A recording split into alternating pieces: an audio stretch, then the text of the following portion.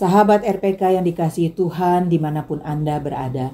Shalom Beshem Yeshua HaMasiah, salam sejahtera dalam nama Yeshua HaMasiah, Tuhan Yesus Kristus Juru Selamat kita.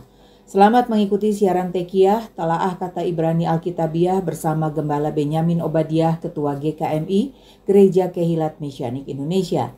Tekiyah adalah cara peniupan shofar seperti yang didengar tadi. Siaran Tekiyah dimaksudkan untuk menggali kebenaran Alkitab dari bahasa dan masyarakat Ibrani yang menjadi persemaian tumbuhnya iman Kristiani kita yang berasal dari tanah perjanjian Israel di Timur Tengah. Saudara dapat mengajukan pertanyaan ke 081 997 1577. Shalom Pak Ben. Shalom Bu Ira, shalom sahabat RPK dimanapun Anda berada. Hari ini kita akan membahas kata Ibrani Haberoi Vayacheru Beketuvim. Orang Berea menyelidiki kitab suci bagian ke-8. Kaidah nomor 5, konteks. Kisah 17 ayat 11.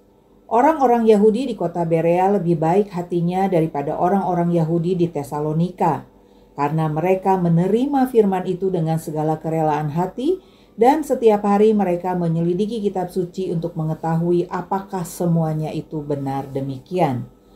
Bagaimana orang Yahudi menyelidiki dan memahami kitab suci mereka? Ya, kita akan membahas cara membaca kitab suci seperti yang dilakukan orang Yahudi yang terdiri dari 8 kaidah. Kali ini kita akan membahas kaidah kelima, yaitu konteks. Kaidah ini sangat penting bagi pembaca Alkitab. Kalau dalam bisnis real estate mengedepankan moto lokasi, setara dengan itu dalam bidang literatur dikenal kaidah konteks.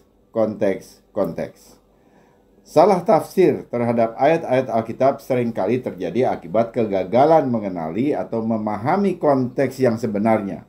Konteks memainkan peran penting dalam memahami kata, kalimat, dan pesan, pengenalan kerangka pikir yang diperlukan, dan informasi latar belakang untuk interpretasi yang akurat.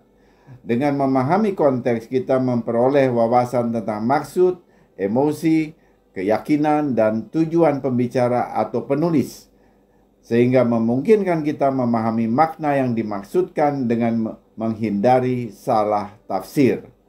Memahami konteks adalah kunci untuk menyelami kedalaman dan kekayaan ayat-ayat Alkitab dan memastikan bahwa kita menafsirkannya secara akurat dan bijaksana. Mempertimbangkan faktor budaya, sosial, dan sejarah yang membentuk komunikasi membantu mencegah kesalahpahaman akibat perbedaan penggunaan bahasa, gerak tubuh, adat istiadat, dan etiket atau tata krama. Konteks juga memberikan latar belakang pengetahuan atau informasi yang diperlukan untuk pemahaman latar belakang pengetahuan, informasi, mengisi kesenjangan, dan memberi rincian yang relevan tentang pokok bahasan atau keadaan yang terkait. Selanjutnya, konteks membantu memahami nada, suasana hati, dan nuansa emosional suatu pesan. Memungkinkan kita menggarisbawahi emosi, sarkasme, ironi, atau humor yang mendasarinya. Hal ini juga membantu mencapai kejelasan dan ketepatan dengan memberikan informasi tambahan yang memperjelas pernyataan yang ambigu atau tidak jelas untuk memastikan komunikasi yang akurat. Misalnya saja dalam buku Laris Radikal, David Platt menjelaskan bahwa Tuhan bahkan tidak bisa melihat ke arah kita karena Dia tidak tega melihat dosamu. Dan menurut Philip Ryken, Tuhan tidak tahan melihat dosa dan harus menutup matanya. Para penulis ini mendasarkan pandangan mereka pada Habakuk 1 ayat 13 yang terkenal. Matamu terlalu suci untuk melihat kejahatan, dan engkau tidak dapat memandang kelaliman. Kunci untuk memahami keluhan Habakuk ini ditemukan dalam konteks dan paralelisme Ibrani dalam puisi tersebut. Melihat sejajar dengan toleran terhadap. Habakuk merujuk pada kekudusan Tuhan. Yang intinya dia berkata, engkau terlalu kudus untuk diabaikan. Tidak mungkin engkau bisa menerima kejahatan ini pada umatmu. Atau engkau terlalu baik untuk mengabaikan kejahatan yang dilakukan. Ini hanyalah sebuah kiasan dan bukan pernyataan bahwa secara harfiah mata Elohim tidak dapat melihat kejahatan. Istilah Ibrani Elohim, yaitu Tuhan atau sesembahan, yang merupakan bentuk jamak dari Eloah, merupakan satu istilah yang memiliki banyak penafsiran. Dalam Torah, Elohim digunakan untuk merujuk pada Tuhan Abraham, Ishak, dan Yakov. Namun kata ini juga digunakan merujuk pada berhala, seperti yang tertulis di dalam Ulangan 6 ayat 14. Janganlah kamu mengikuti Elohim lain dari antara Elohim bangsa-bangsa di sekelilingmu. LAI menerjemahkan Elohim di sini sebagai Allah dengan A kecil. Terjemahan ILT memakai ilah-ilah. Jika demikian, ketika kita membaca bahwa langit dan bumi diciptakan oleh Elohim, ilah manakah yang dimaksud? Berhala-berhala ataukah Tuhan yang esa? Jawabannya diberikan oleh konteksnya. Dalam Kejadian 1 ayat 1 dikatakan, pada mulanya Elohim menciptakan langit dan bumi. Tetapi harus juga diperhatikan kata kerja bara atau diciptakan yang mengacu pada tindakan yang dilakukan Elohim ternyata berbentuk maskulin tunggal. Jika teks memaksudkan Elohim dalam arti jamak sebagai banyak ilah, maka kata bara harus muncul dalam bentuk jamak, yaitu dalam bahasa Ibrani baru, dan bukan dalam bentuk tunggal bara. Tetapi Tuhan yang manakah yang dimaksud di sini? Mungkinkah ini salah satu dewa Babilonia, mengingat kesamaan antara kisah penciptaan di Babilonia dengan Tanak? Karakter Elohim didefinisikan dengan jelas dalam pasal ini dan di seluruh Torah. Jadi siapapun yang membaca Torah pasti tahu siapa Elohim yang dimaksud oleh Mose. Oleh karena itu mustahil menafsirkan sebagian kecil kitab, bahkan satu kata atau ayat pun tanpa mempertimbangkan konteks Alkitab secara keseluruhannya. Ini merupakan contoh mengapa ketika menyelidiki kedalaman tulisan Alkitab sangatlah penting untuk memahami konteksnya yang berfungsi sebagai landasan bagi penafsiran yang akurat. Proses ini memerlukan pemahaman tentang hubungan rumit antara suatu bagian kecil terhadap keseluruhannya.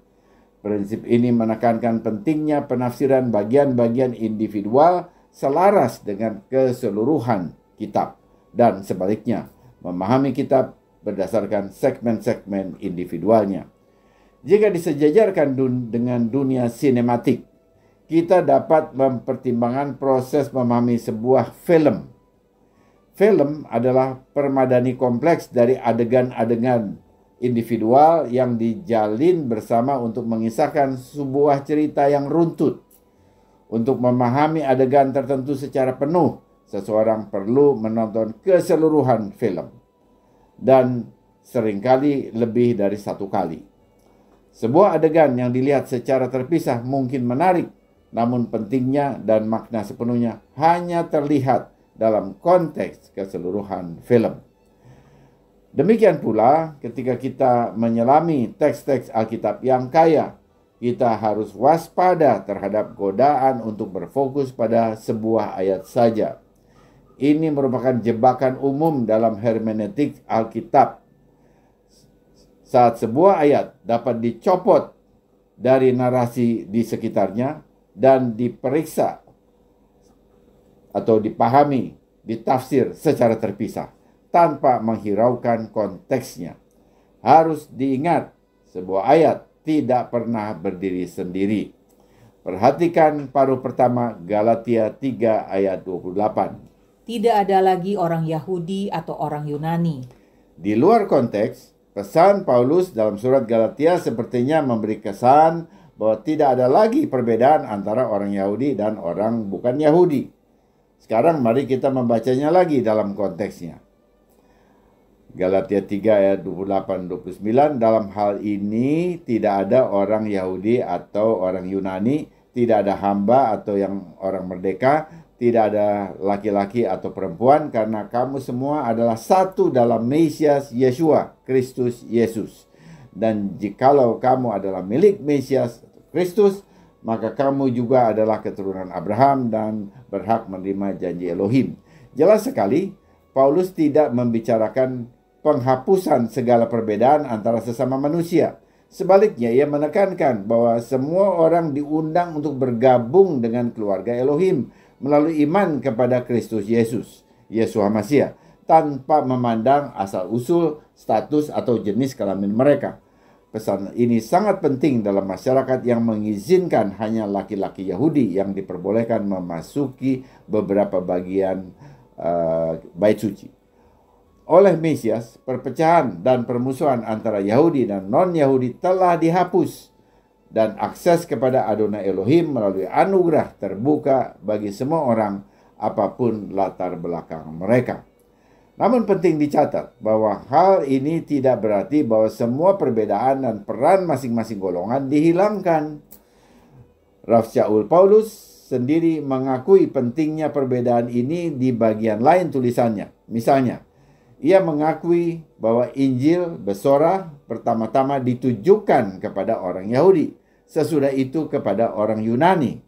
Roma 1 ayat 16. Ia juga mengingatkan kita bahwa ia sendiri seorang Yahudi. Roma 11 ayat 1. Di samping itu, ia juga menulis bahwa seorang budak tetap harus menaati tuannya. Efesus 6 ayat 5. Bahkan Paulus pun mengakui bahwa laki-laki dan perempuan memiliki peran yang tidak sama alias berbeda. Efesus 5 ayat 22-28. Jadi meskipun Paulus menekankan kesatuan dan kesetaraan semua orang yang beriman kepada Mesias dalam konteksnya, ia juga mengakui pentingnya berbagai peran dan perbedaan dalam masyarakat dan komunitas iman. Sama seperti Paulus tidak berusaha menghilangkan keunikan dan perbedaan antara laki-laki dan perempuan, demikian pula ia tidak berusaha menghilangkan keunikan dan perbedaan antara orang Yahudi dan orang bukan Yahudi.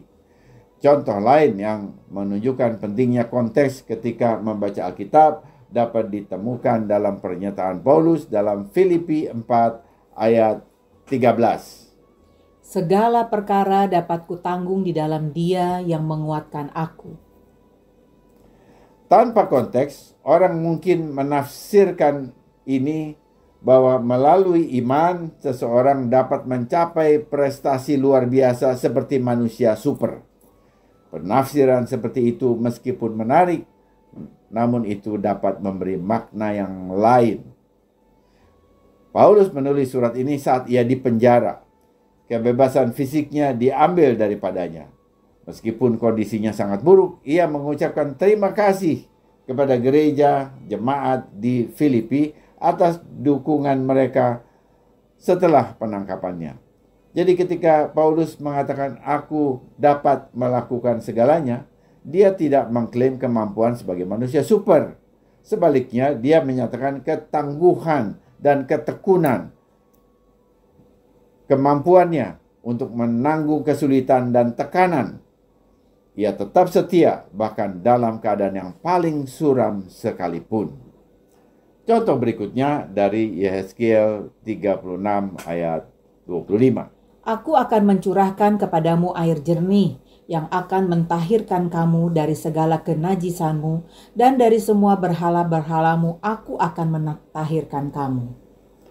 Dalam Complete Bible Commentary Online, Matthew Henry yang hidup di abad 18 mengutip Yehezkiel 36 ayat 25 yang barusan dibaca sebagai rujukan untuk baptisan air. Ia menyatakan bahwa mencurahkan air jernih, dalam bahasa Inggrisnya itu percikan air jernih di sini merupakan rujukan kepada baptisan air secara percik. Sepintas penafsirannya terkesan searah dengan teks. Namun teks semacam ini harus diletakkan dalam konteksnya. Lalu bagaimana konteks ayat ini?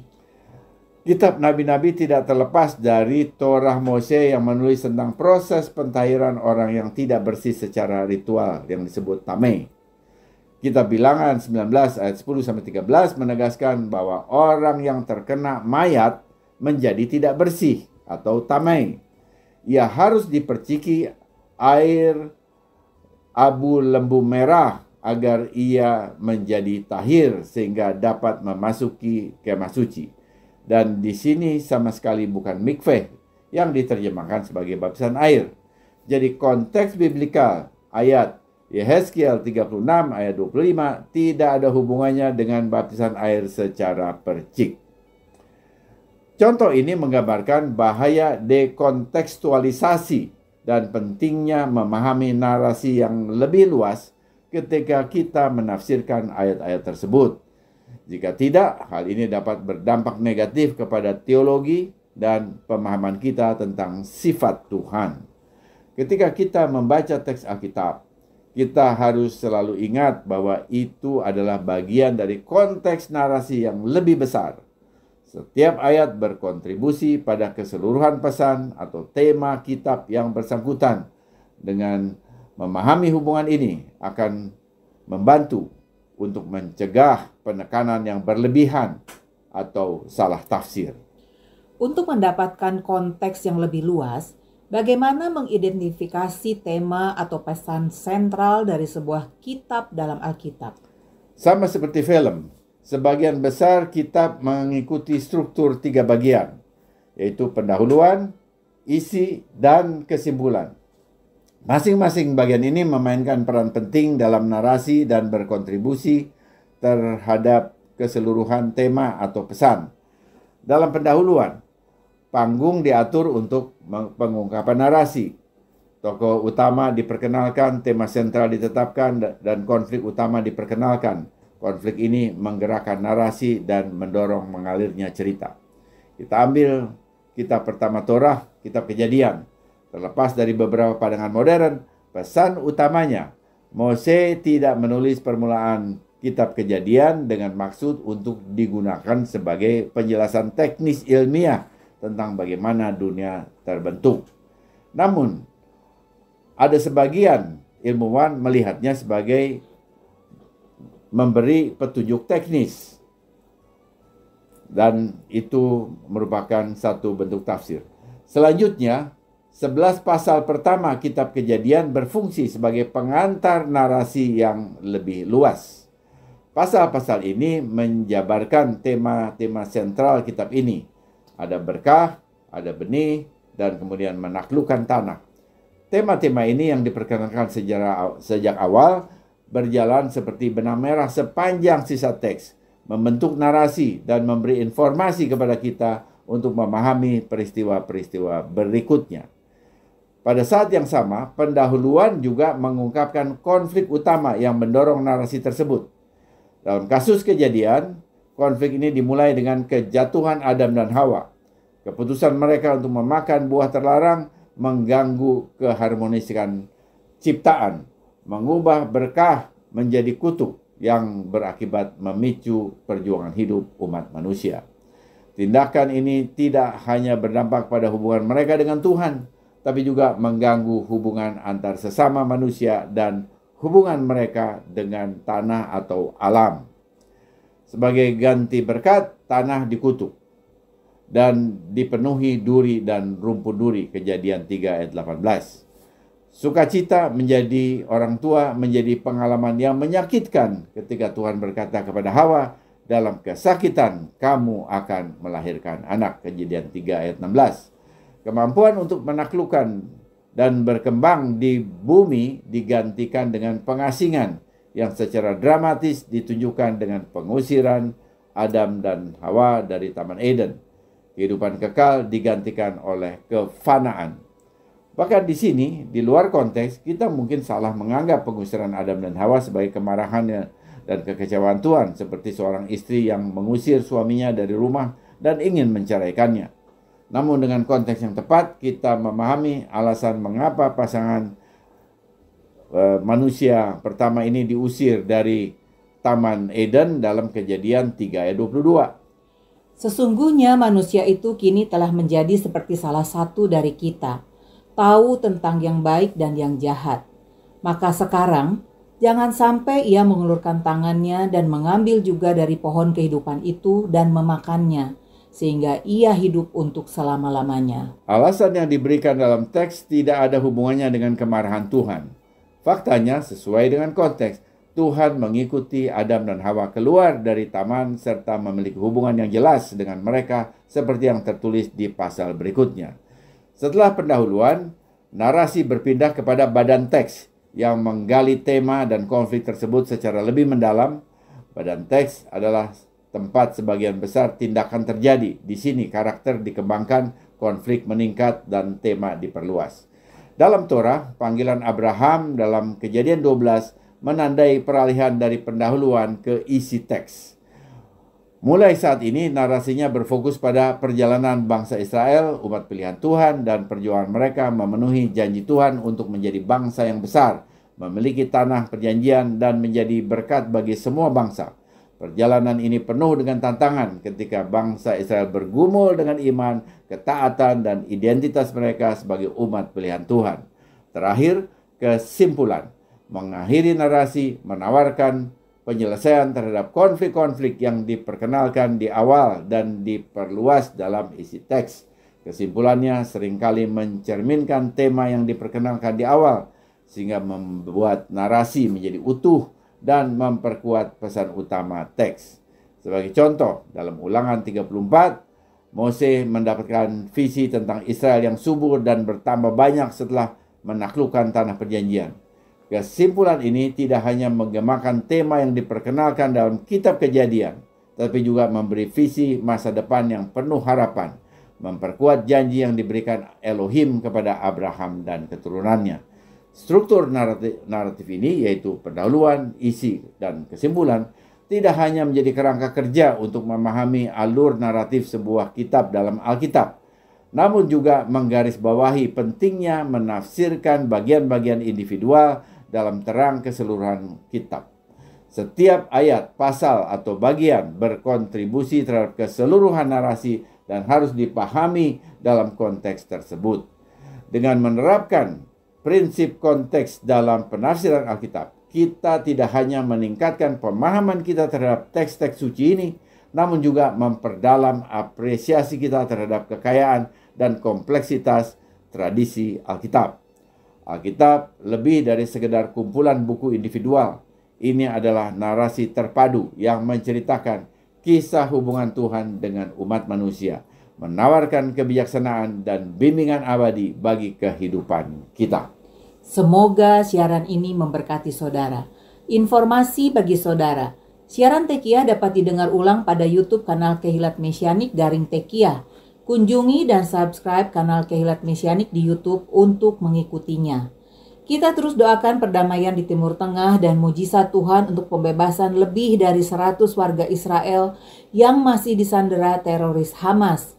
Mohon agar Adonai memberikan hikmat dan perlindungan bagi IDF dalam pembebasan sandera.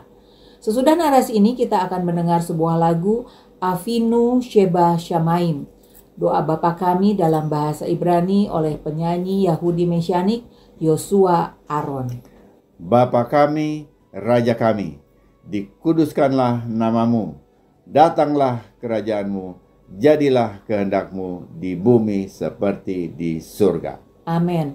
Tiba saatnya saya Penatua Ira Natali dan Gembala Benyamin Obadiah mohon diri dari ruang dengar saudara. Sampai jumpa pada siaran mendatang. Yesua keselamatanku, Torah kesukaanku, menuju kepenuhan bangsa-bangsa. Shalom, shalom.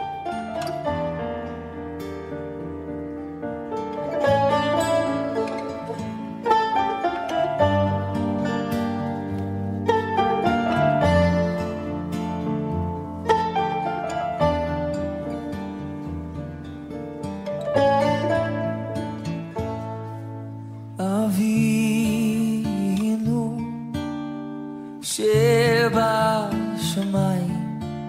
יתקדש שמך, תבוא מלכותך, יעשה רצונך כבשמיים כן בארץ. את לחם חוקנו תן לנו היום, וסלח לנו על חטאינו, כפי שסולחים גם אנחנו לחוטאים לנו.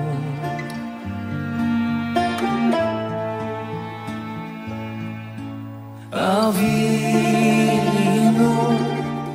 שבשמיים יתקדש שמך,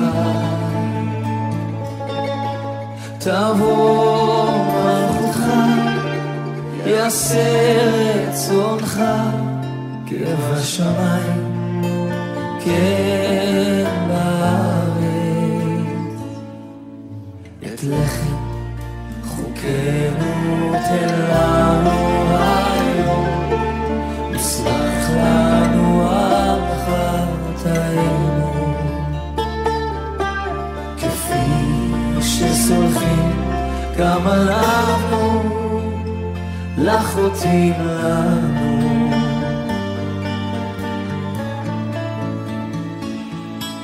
ואל תביאנו לידי ניסיון, כי אם חלצנו מן הרע. כי לך הממלכה והכוח והתפארת